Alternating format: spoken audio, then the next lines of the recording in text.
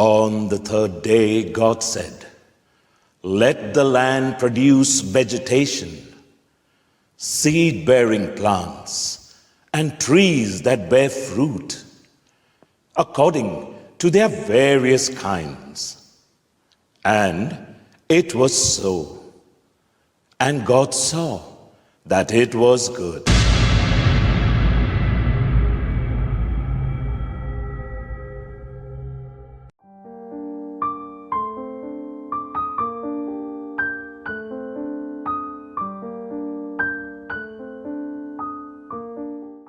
सगळे आमचे CCR TV पळयणाऱ्यांक my मोगाचो येवकार. गोंयकार हुंय तो आसूं, ताका विचारलें जाल्यार जेवपाक तुका कितें जाय म्हूण रोखडोच तो सांगता शीत कडी म्हूण. Rice curry is the favorite dish of every Goan, every true Goan who would like to relish either his lunch or dinner. It cannot be complete without rice and curry. Hence, we are going to talk about food and we are going to talk about agriculture today. And the scenario in Goa, especially where rice is concerned. We have with us Father George Quadros, who is from the Don Boscos, and he is the initiator, one who has introduced mechanized farming in paddy cultivation in Goa. Welcome, Father George. Thank you very much. We have another personality who is the president of the Agricultural Club in Shishini, also the president of the Shishini Comunidad. They had a lot of land in Shishini, lot of fields. For 30 years it was uncultivated, but this advocate of ours switched over to agriculture, and he will share with us his story of the success or failure. You have to judge what Advocate Agnello Furtado from Shishini will share with us. Welcome, Advocate Agnello. Thank you very much, Mr. Jovito Lopes, and I should probably call you Senor Jovito Lopes. As you and please. For having invited us to this wonderful studio in order to partake with us for this initiative we have taken into agriculture. Yeah, thank you. And we have a part of this entire scenario of agriculture development in Goa, an engineer by profession. He was into aeronautical engineering, aircraft engineering, switched over to agriculture, farming, paddy culture, and he is none other than engineer Kenneth Lopes. Welcome, Kenneth. Thank you. To cut a long story short and to go into the basics, Father, you have taken up agriculture and paddy cultivating as your mission. And I think God has sent you to see that the granary of Goa is developed, because agriculture has suffered quite a bit in Goa and paddy cultivation suffered the worst in Goa. But thanks to your efforts, it has been revitalized. What is the success and what is your role in the entire mechanization? We have a story to tell, and that's the reason why we are here. And we like this story to go further and see its right conclusion. Years back, from 2000 to 2012, I've been working on a watershed project in the south of Goa. It was there that I realized that the farming was being given up slowly and systematically, and could see our fields getting dried up. It was then on a visit to Delhi at an exhibition, international exhibition, that I seen a group of guys from Japan who were there demonstrating how paddy can be grown on machines, with machines, the whole process. And when I initially spoke to them, they didn't show very much interest, perhaps because I did not have too much of background. But then I pursued the matter, pursued them, and coming back to Goa, I said nothing doing. Our fields which were green should turn green once again, and that was the beginning. I worked hard with the Department of Agriculture and all those involved to bring about this change in agriculture for Goa. The problems Goa faced was this: high cost of labor, difficult in getting equipment to see that things happen on time, because we have a very small window gap for paddy when all the operations should be finished, maximum 45 days, and therefore everything had to be intense, So it was basically labor intensive. labor intensive. At one time, agriculture, paddy was the mainstay of agriculture in Goa. But later on, it was on total decline. Decline. That's the reason why, if you take the statistics, it is 50,000 hectares is under paddy, but it came down right up to 16,000 hectares. It's pretty low. Yeah, pretty low, very low. The Kazans were practically left out, and therefore everything was down, and then we had to revive it, and we decided that mechanization would be the answer. The harvesters had already come to Goa just before we could start transplanting, and we realized transplanting was the most important operation, involved lots of people, and especially the women folk. And poor ladies, when they're out in the sun day in and day out, trying to do as much as they can, and then we know at the end of their life they all end up with hunchbacks, okay, and very sad situation. And therefore this had to be changed somehow, and the transplanter came and made that difference. The farmer now doesn't have to bother very much. Literally, he can sit in his house, take up another job, and make sure that his farming also is done, that his fields are cultivated. So you have the machine now. We have the machines, and not we have one machine, we have several machines. Okay, and what the farmer has to do? Earlier he had to buy seeds, he had to go to the market, they would say it's not available, come tomorrow. And this whole process of up and down, the cost, and then after that bringing the seeds, he had to take it and plant it in his field, make a nursery, then get women again, lift it up from there, protect it from cows, cattle. Quite a lengthy process. Today he just has to phone up and tell us, Father, we'd like our fields to be planted. So that's a pretty good shortcut. Very shortcut, okay. Straight away, and then the date is fixed, he pays an amount, practically 1/3 of his original cost. If he was paying something like 30,000 to get his field, today he pays it at 10,000 and he gets his field without too much of work at all. He just has to come. So on it's the day of profitable on all counts. planting. On all counts, all counts. Yeah, We have because- reduced cost. Yes, because every village, they were involved in cultivating the paddy fields. Yes. But no longer now. No longer now, no longer now. Yes. And when we go there to the fields to do the transplanting, it's all done by machine. So people come and see, and they do video recording, and it is spreading like wildfire around the place. And people have come back and seen results. So besides lowering costs, we are increasing profits because it is done very scientifically. The whole transplanting is done scientifically. So the machine does everything for Machine you. does everything. So you need to have a good machine Yeah. and somebody to look and work on the Work on the machine. machine. So you provide all that. We provide all that. So the owner has just to sit and look. Just sit and look, okay? And That's his pretty field is good. Done, okay, and his field is done beautifully, and the joy that you see on his face is immense. Okay, that this is possible, and how come it is But possible? people had given up totally because of the labor involved, the low cost of returns and things like that. No, they are getting back now. They are getting They back. are getting back. Okay, we are full on our hands. I am totally full, and therefore I created other guys like myself to go out and do the same job. We have 7 groups now, independently working. apart 7 from me. groups. 7 You groups. have trained all of them. Trained all of them, and they are working independently across Goa. And which are the villages that you are covering? We cover right from Kankon, Kavalosi, Carmona, Betalbati, Valsaung, Kolva, Kurtori, and Kurtori Minor is my area of work. Is it? Okay, and the others have got different areas of work. We don't overlap each other without a certain amount of understanding.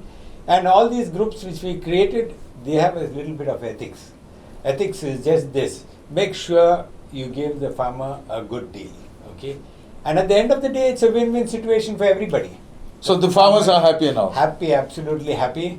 Okay, the department also has backed The us up Department very of much. Agriculture. Yeah, Yes. the infrastructure. So we are backed up very much on the infrastructure side, and they have given us maximum cooperation, and we are reaching new heights now. So it's a success story.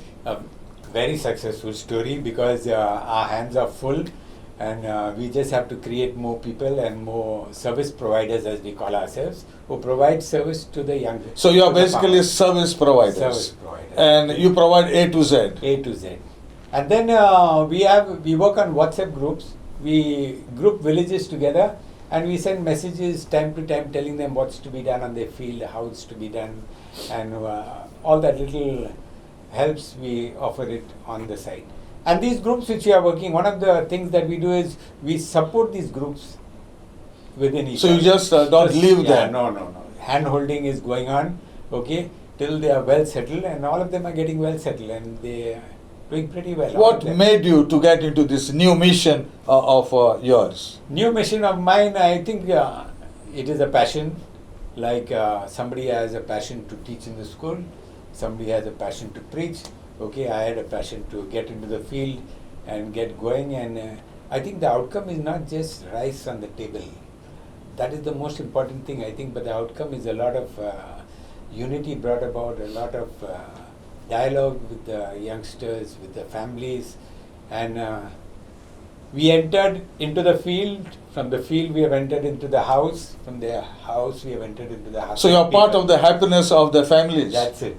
Entered into their hearts, and the moment we reach into the village, you can see the joy. Once we have reached there, they know we will spend a few days there till we have completed all the work and go back. I know this is a fact because in Chinchinim, a place very close to that chapel of Saint Sebastian, Saint Sebastian. for 30 years the fields were not cultivated. And all of a sudden, we read a story to say that you ventured into that at the invitation of our advocate Agnello Furtado. Agnello, could you share with us why you thought of reviving paddy culture in Shishini? Okay, first of all, let me thank you for having invited me here to this beautiful studio. And let me go a little step by step. See, at one time, prior to 61, Goa was totally self-sufficient in food grains and even in fruits and vegetables. So now when I noticed that each time, the production was going down, fields were being neglected, and it was a very heart rendering case where I used to enter to our village of Chinchini. On either side, we had beautiful fields. But now for more than 30 years, they were totally barren, uncultivated. And the reason for this, there are various reasons for this. And one of the reasons is, the people were not cultivating it because it was being devastated by cattle. So now to come back a little, rewind this, is, to come to Father George Quadras. See, my relation with Father George Quadras, he says he has a passion for agriculture, and I believe he is into this agriculture for the last 8 years. And I am associated with him for the last 7 years. I was the first person seeing his credibility. I invited him to Chinchini to first sow our own field. And mechanization, which was one of the reasons why agriculture was dwindling, was high labor costs. Yeah. And I took him first to my own field, my private field, which is just below my house. And at that time, his machines, or rather the transplanters, was like a curiosity machine or a curiosity cat. So when we started it, a lot of people started gathering there and seeing, that things could be done actually by a machine. A back-breaking work which earlier our laborers used to do from our village, and being simplified. So once they saw that this was, quite a simplified job, and the production was good, many people requested, it came to us, to partake into this new cultivating fields by way of mechanization. So at one time, Chinchini was also at one time together with Kurtori, they say they used to always compete to be the granary of Goa. But we had long lost this whatever credit was there. And that's where I got into, into this. It was like a challenge to bring our fields back into cultivation. And somehow I was also involved with the Comunidad. You are the president of the Yeah, Comunidad of I Shishini. got finally myself elected as the president of the Comunidad of Shinshini. And that was the time, I sort of got a chance or an opportunity to get people together. Because in Shinshini, there are vast lands, all belonging to the Comunidad. But the biggest challenge was to get these people together. Then we had another added problem there, which was known as the Goa Agricultural Tenancy Act 1974, which gave right to the tenants. In fact, not only perpetual tenancy, they gave them the right to become known as the deemed owners. Now we have to convince all these people, and that is what we did. The credibility that we do not want to take away your land. See, instead of keeping your land idle, and like a dog in the manger, it's not profitable for the tenant, it's not profitable for the comunidad, and in between there are some pockets of fields and land which was belonging to our landowners or other Bhatkas. So the biggest challenge we had is to convince our Bhatkas themselves, because they used to sublet it to somebody else for a short time, go on changing, so that no rights would go to them. So we had to convince them, and they convinced the tenant. Now somebody will ask me, what is my role? What is the role of the comunidad here? How can the comunidad get into an activity of cultivating themselves when there are tenants? Now this was a very challenging task, and totally opposing ideologies. So let me be very clear, our role of comunidad here is only as a facilitator. We only facilitate in growing these fields. And secondly, it is our credibility that whatever status is there for the fields, maybe as an owner, maybe as a tenant, or maybe whatever, subtenant, we are not going to touch it. And it is our solemn guarantee that whenever they want their fields, we will just give it back to them at any time they want. So you are not coming in the way of the ownership. No, not at all. Not in the status. So whosoever X is the owner, he continues to be the owner. Right. You are only the facilitator. Facilitator. Yeah. And you have the Paddy man of Goa. Yeah, that's what to guide you. I wanted to say. Yeah. See, all this task we are doing, like literally all our, what I call that earlier used to say, we used to keep the plow, the weight of the plow is to be on the shoulder of the farmer. Yes. So now whatever the weight of our plow is there, we are keeping on the shoulder of Father George Quadras of Don Bosco Institute. And like I told you, I have a long-standing relationship with him, and his credibility to do good and honest work. So you took up the work in this fields in Shishini. In Shishini. And tell us the result now. Then let me tell you also this of Father George Quadras. People will ask, what is the role of Father George Quadras? So I had to explain to them that Father George Quadras here is only as a service provider. It is like a Jotkashi, which we used to have earlier Jotkashi. Koi shari kare tuka, muge shayad koi shani di. And that is what Father is doing. Many people think, maybe you can't trust anybody, you'll sow my field, tomorrow you claim the rights for it. So that is not the case. See, Father George is only a service provider. And He's a good service provider. Yeah, good service provider. He's, I must say, he's like one God-sent person to us, like a missionary, but then again it reminded some words of Bishop Tutu. He said, you all people came, gave us the Bible and took away our land. But this is not the case here. We are not coming neither with the Bible. We want the land that should be kept back to you and made productive instead of being kept idle there. Now the first thing that is one saying which says, an idle mind is the devil's workshop. Now I have to say, an idle field is the developer's workshop. So we want to prevent these fields, either being made into dumping grounds, into all sorts of other activities, especially and construction activities which are uncalled for in a village, which should be actually a green village where we need to breathe fresh air. So you need basically to maintain the social culture of Goa rather than having these villas with swimming pools and you have got big apartments. No, I am not exactly against having a good living. Neither am I envying those people who have got lots of money, who have made hard-earned money, come here and built a villas. Villas, okay, but not go into some mega structures, which don't fit there. What we call into our village life. See, our village life, earlier, without all this, what we call this new development, has actually ruined. There are some places where you come with 100 flats, some 200 flats, where all the garbage is going, where all the sewage is going. So that becomes a strain on the infrastructure of our village. So we would probably like to be, we might call us, a little backward thinking, but we would definitely be happy, to live. But indirectly, you are helping the economy of Goa, and economy of Goa depends much on agriculture. Yeah, as I have told you earlier, just prior to 61 or liberation, Goa was totally self-sufficient. Goa was more an agrarian society, but it was self-sustaining. In fact, Goa used to produce so much food grain and especially coconuts. I remember they used to be exported, to other parts, what we call at that time India, and our boundaries were sort of literally sealed.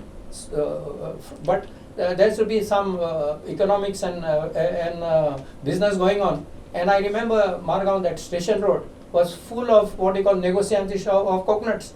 And the Goan coconut was much softer in other parts of India. But when we come to the rice cultivation, now you cultivated your paddies and then you got the rice. Yeah, correct. And was it very successful experience?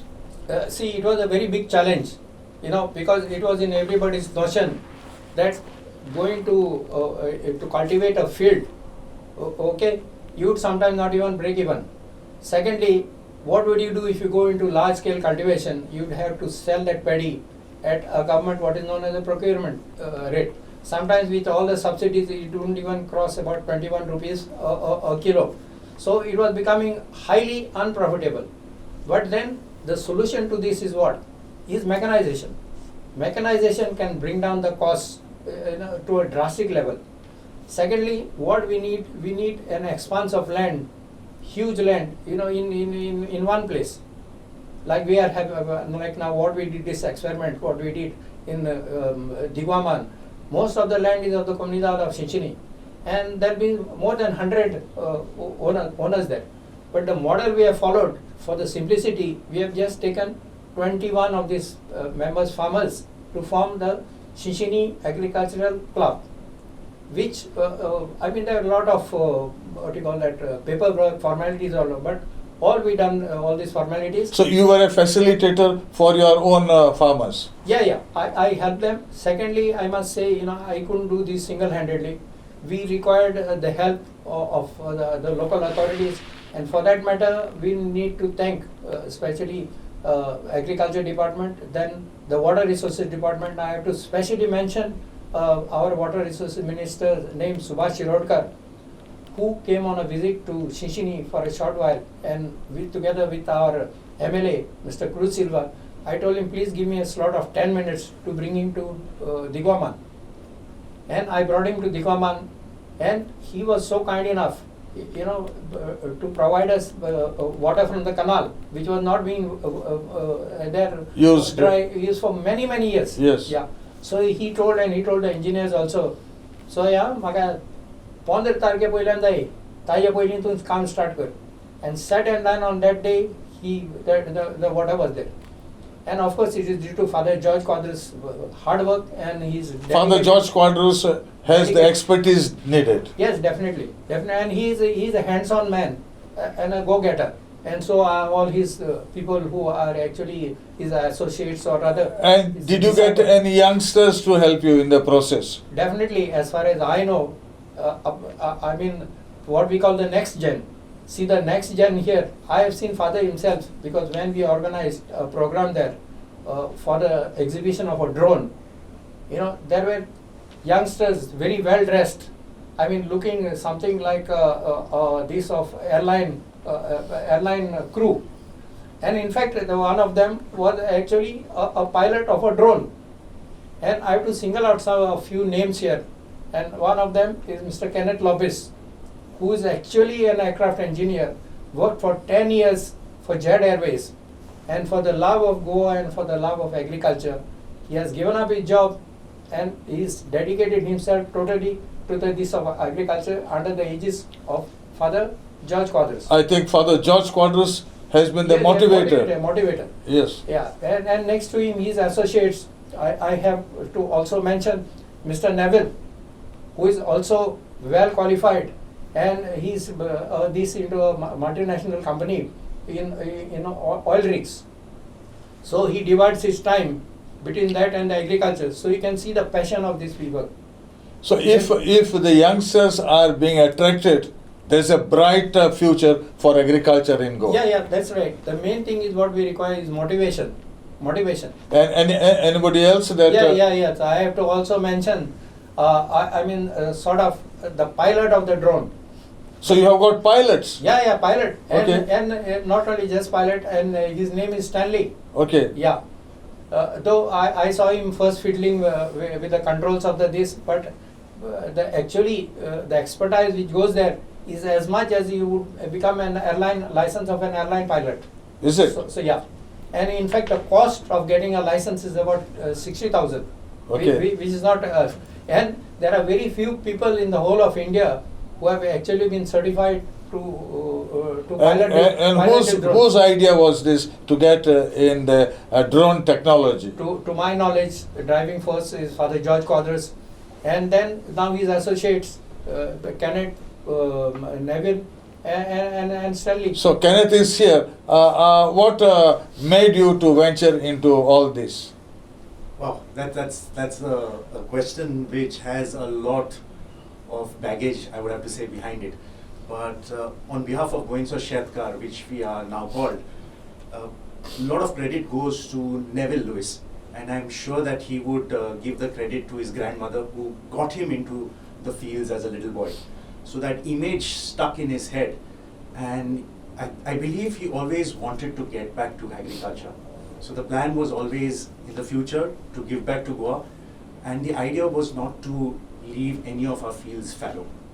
Along the way, he got his best friend, convinced him, Stanley, to also get into farming. And I would say this was also down to the COVID situation, which was prevalent in our country and all over the world in 2020.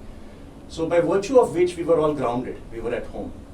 And this is when Neville decided to fast track his plan, took Stanley along, and get back into cultivating paddy fields. Now, they did it the hard way. They did it the manual way, the back-breaking way. And like the saying goes, you don't find God very easily. They did try to get in touch with Father George. But Father George was so busy at that time, he basically could not heed to the plea at that moment in time. So the two of them ventured, I would say fearlessly, suffered setbacks, and one fine day decided to drive up to Father George's nursery in Raya and ask him to train them. I'm sure, and we've discussed this with Father George, and he would agree that the first sight of them got him thinking if these city boys who were well dressed would be able to actually get into the fields and do the work. So, being a very strict taskmaster that he was, he put them to the drill, asked them to carry the mud, sieve the mud, and I think at the end of the first day, he thought they would have enough and they would not show up the next day. But the two of them drove back down. I mean, you've got to remember that we are from the north, Father is from the south, so they made the drive, were at Father's nursery the next day, and continued with the same spirit and zeal over the next few days. Still, Father was actually convinced that these boys were serious and they meant business. Somewhere along the way, they kind of convinced me, I was grounded, as I said, to kind of get into the fields. I did, after a lot of thought process. And finally, I was also put through the same drill. Father put me also through the same drill. We went through the same drill. We worked with him for a year. We actually learned everything from him. So there's a saying which goes that in life, to excel in anything, you need a good mentor. But the problem with a good mentor is many a times we don't approach for fear of rejection. And I would have to say that Father welcomed us with open arms. Of course, after putting us through this test. And that's where we basically got into cultivating fields with modern technology. So you do mean to say that there was some training provided by Father George? Yes, I think the whole training, the whole hands-on experience, which is so vital in this form of farming, was all down to Father George. And I did mention that he was a mentor, a very good teacher, And I would actually have to say that today he is also a very good friend. So there's a very close relationship between Goensa Shetkar and Don Bosco as of today. So it's a teamwork ultimately. What do you say, Father George? Yes, How have these youngsters responded? they have responded very positively. And besides the three that you see here, there are several others across Goa. Okay, many of them have finished the engineering and they are in the fields. Okay, and there are boys who are highly qualified also, graduates who are in the field full time. Okay, and they keep on reacting and talking with us in the fields on technology, and a lot of interaction keeps going on. Yeah, at this rate, I think the whole environment is being changed. Change. And Asia depends on rice, especially Japan, China, and then we have got the biggest producer in India, that's West Bengal. And now these youngsters, they are already going into processing and packing of rice. So that's another step So forward, you making it really viable for them as a. so as you a- are adding new avenues. Yes, yes. Yeah. What made you to keep on adding and raising the standard? See, once you have a vision, no, it doesn't stop. It just goes on building. So it's become a passion for yeah, you. it just builds. Okay, so every time we want to do something new, and we are already in the process of doing something new in the coming year also. Something new for the farmers, something out of the box. Okay, something that everybody will be surprised, and that's coming. So there's It's always coming. something. It's something that doesn't die so easily. Okay, it is just bubbling the whole time, and all But you are these- the biggest catalyst for them. the catalyst come because there is a response. Okay? So there's a give and take. Yeah, there is a response from the youngsters. So that's the beauty of it. Advocate Agnel, you are the president of the Comunidad of Shishini, and I believe there are 200 odd comunidades all over Goa. Yeah, that's right. What is their role, and what would they look for you? Yeah, first of all, let me give you a short briefing of what the comunidades are, because our modern generation does not know what a comunidad is. A comunidad, first of all, let me debunk the first notion which people have here, that comunidad is a Portuguese institution. The comunidades are not Portuguese institutions. The only name comunidad comes from the Portuguese vocabulary here. And the comunidades, which are now called earlier as gaonkaris. Gaonkaris means, in simple translation in Konkani or any other, this means a gaonkar, or rather a villager. Or should we say son of the soil? Yeah, you can say son of the soil. Yeah. So what I believe or what I know from the history is that this Gaonkari or Comunidad actually started by way of small clans or families which got together to cultivate the land, as a community land. So the very concept that even if you were an individual owner, they clubbed together all the land together so that there would be one big expanse of land, and everything would be cultivated together, so that become much easier. Now, secondly, I must remind that it was not an easy task for our ancestors to do this, because at that time there was no machinery. Our earth moving machinery was only the bullock cart and the spade, and with this they cultivated, made khazan lands, making barrages out of alluvial soil and using local materials, and bringing thousands and thousands of hectares of land under cultivation, which today we are benefiting. But perhaps we are forgetting these ancestors, the hard work which they had done.